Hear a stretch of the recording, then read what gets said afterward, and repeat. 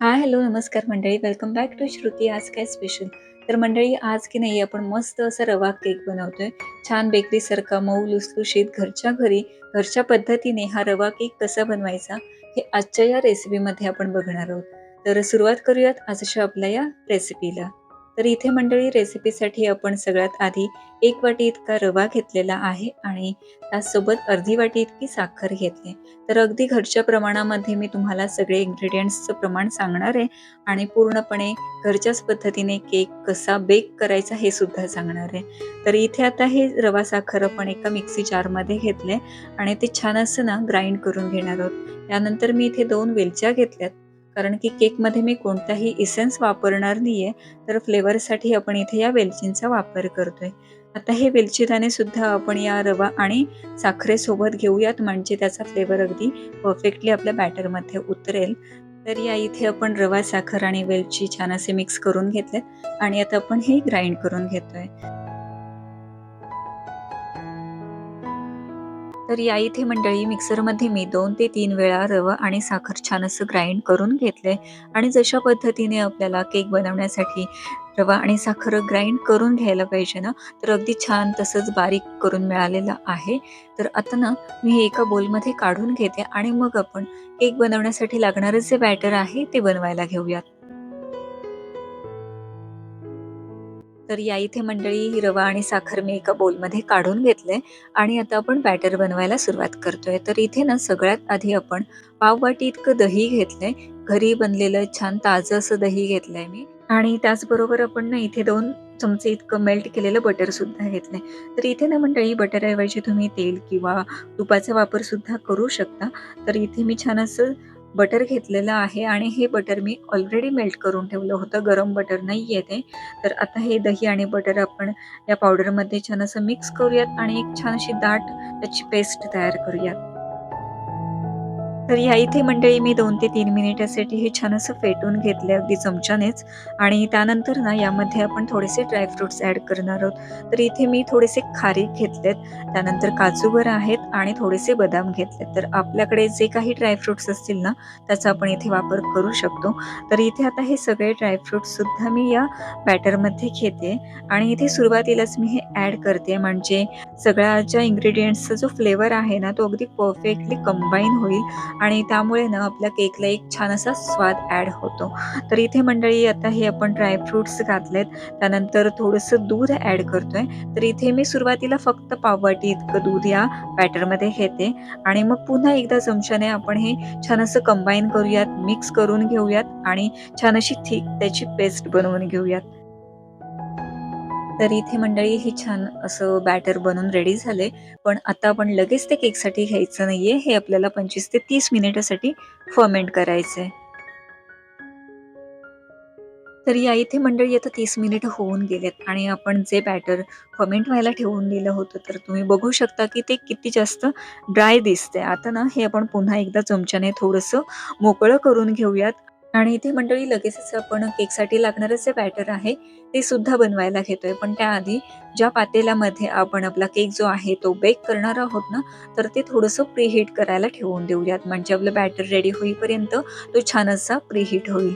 आणि इथे मंडळी जे आपण प्रीहीट करून घेणार आहोत ना पातेलं, त्याच्या तळाला थोडंसं मीठ घालायचं. जे रेग्युलरली आपण जेवणामध्ये वापरतो ते मीठ घ्यायचं. त्यामुळे काय होतं, आपलं पातेलं खालून करपलं जाणार नाहीये, त्याला तडकणार नाही आणि मग आपलं भांडंसुद्धा खराब नाही होणार. तर इथे आता हे पातेलं मी लो फ्लेमवरती प्रीहीट व्हायला ठेवून देते आणि वरून एक तवा ठेवूयात.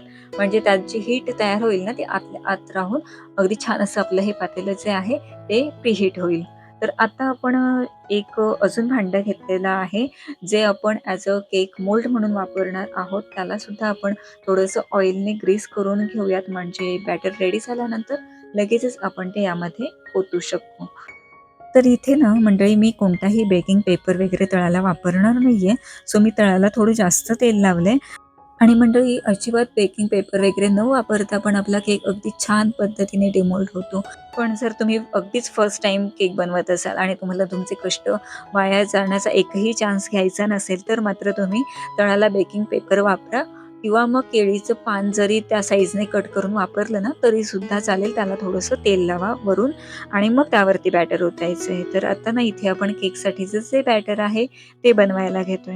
तर इथे मंडळी आपण सुरुवातीला अर्धी वाटी दूध घेतलं होतं. त्यातलं पाव वाटी दूध आपण ऑलरेडी वापरलेलं आहे आणि उरलेलं दूध आता इथे थोडं थोडं करून आपण बॅटरमध्ये वापरणार आहोत. आणि त्याचबरोबर मंडळी मी इथे 1 चमचा इतकं तेल सुद्धा वापरते. तेल वापरल्याने आपला केक जो आहे ना तो छान असा फुलतो.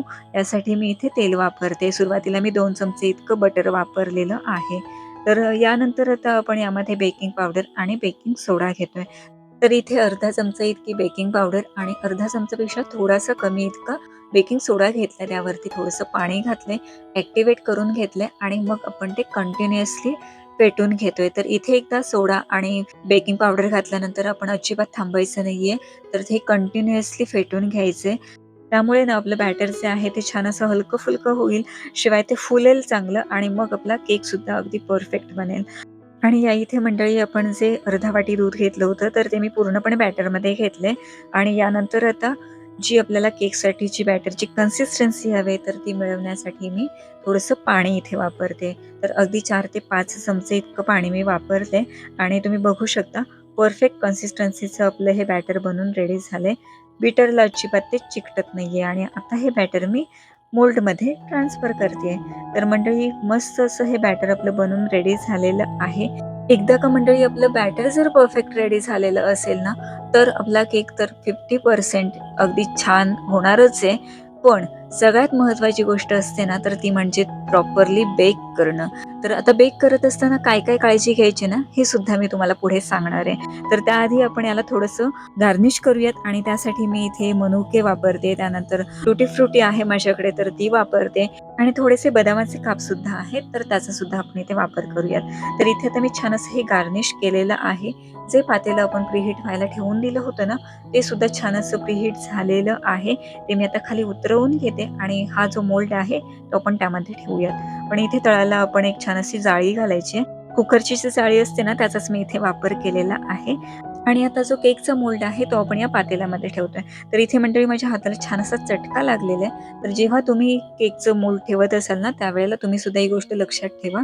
आणि इथे आता हे पातेलं पुन्हा एकदा मी गॅसवरती ठेवून देते केक बेक करण्यासाठी.